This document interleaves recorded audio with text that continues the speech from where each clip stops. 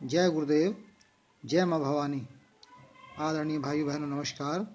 मैं हरीश यादव आप लोगों से साधनाओं के विषय में कुछ चर्चा करने की इच्छा है, तो वह आपको थोड़ी जानकारी देता हूँ।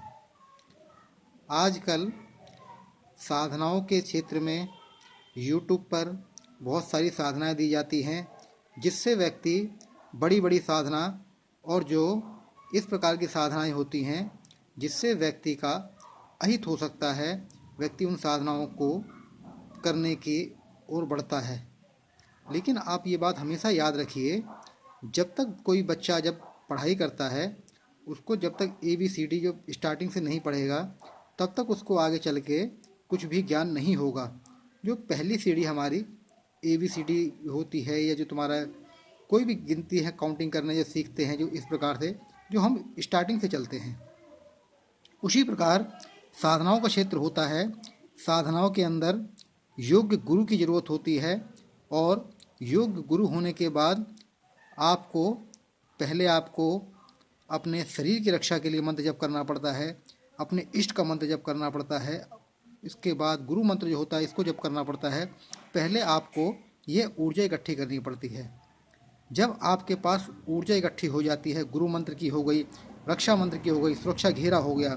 बहुत सी साधनाएं ऐसी होती हैं, जब आप सुरक्षा घेरा के बगैर साधना करोगे तो उसमें आपके अहित होने के चांस बहुत अधिक बढ़ जाते हैं। जब भी आप कोई अच्छा कार्य करोगे, चाहे आप समाज में कर देख लो, चाहे आप बाहर देख लो, अगर जब समाज में अच्छा काम करोगे तो आपकी आलोचना करने वाले बहुत सारे व्यक्ति मिलेंगे जो आपको गलत ठहराएंगे।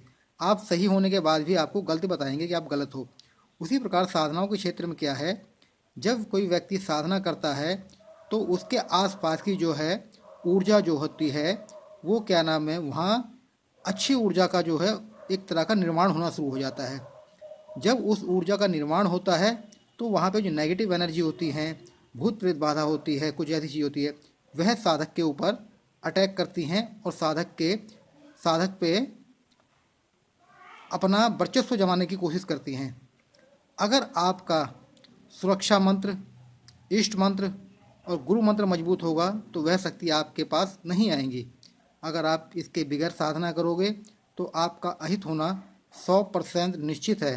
बहुत से व्यक्ति ऐसा होता है, साधना कुछ और कर रहे होते हैं, उनको प्राप्ति किसी और चीज़ की हो जाती है। कोई गंदी चीज़ आ जाती है, और गंदी चीज़ आने के बाद वो अपना रूप उसी चीज़ का बताती है। आजकल क्या है, शुद्ध सात्विक भक्ति ना करने के बाद आदमी भगत बनने के चक्कर में ज़्यादा रहता है, जिसमें सर हिलाना, देवताओं की सवारी बुलाना। पता चला उनने सवारी किसी और की बुला रहा काली माता की, कोई भूत प्रेत जिन्न, कोई चुड़ैल, कोई इस तरह की शक्ति आ गई तो जीव निकाल के बताएगी मैं काली हूँ, और आपसे भोग प्रसाद लेना शुरू कर देगी। जब भोग प्रसाद आप देना शुरू कर दो तो आप उसे कर लोगे बलवान।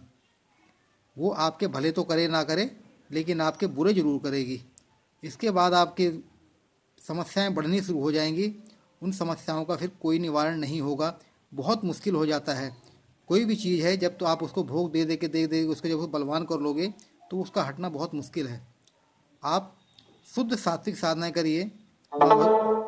माँ भगवती, दुर्गा जी की साधनाएं हैं, हनुमान बाबा की साधनाएं हैं, माँ भगवती पीताम्बरा की साधना है, लक्ष्मी जी की साधना है। ये आप साधनाएं करोगे तो आपको हर प्रकार की जो आपकी इच्छा है, अगर आपको कोई तंत्र मंत्र की दिक्कत है तो आप साधनाओं के लिए हनुमान जी की साधना सर्वश्रेष्ठ साधना है। हनुमान जी की साधना कर सकते हो, माँ भगवती पीताम्बरा जी की साधना कर सकते हो। इनकी साधना करने से किसी प्रकार का आपका अहित नहीं होगा। आपको जो भी आपकी समस्या बाधा हैं वह दूर हो जाएंगी। तो इस प्रकार अगर आप साधना करेंगे तो आपको काफ़ी हद तक इसमें आराम और राहत मिलेगी।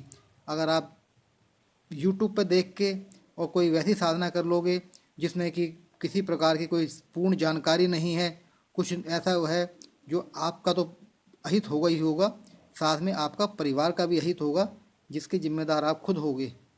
तो इसलिए वैदिक साधनाएं जो हैं उन साधनाओं को करिए, अच्छे गुरु का मार्गदर्शन में करिए।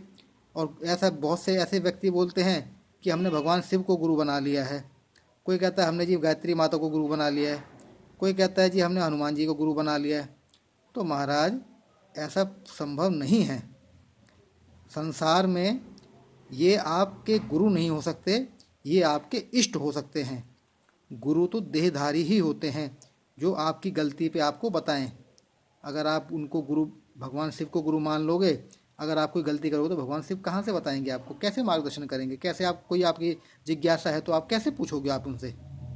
तो इसलिए मूर्खतापूर्ण कार्य ना करें, किसी देहधारी गुरु को गुरु बनाएं।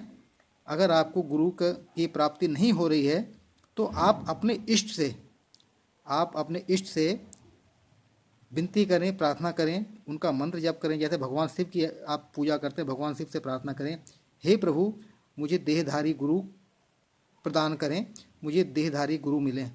आपकी कृपा से आप उनका मंत्र जप करते रहिए तो गुरुदेव बाबा भोलेनाथ कहीं ना कहीं आपको देहधारी और अच्छे जो योग्य गुरु हैं आपको वो प्राप्त हो जाएंगे। उनके द्वारा आप आगे बढ़िए। केवल और केवल आप वैदिक साधनाएं करिए। हनुमान जी की साधना है, माँ भगवती जगदम्बा की साधना है, भगवान विष्णु की साधना है, लक्ष्मी की साधना है, जिससे आपका कल्याण हो सके। आशा करता हूँ आप लोगों को मेरी जानकारी अच्छी लगी होगी। जय गुरुदेव, जय माँ भवानी। माँ भगवती सभी भक्तों का कल्याण करे, सभी को सुख शांति धन धान्य ऐश्वर्य की प्राप्ति हो। जय गुरुदेव, जय माँ भवानी।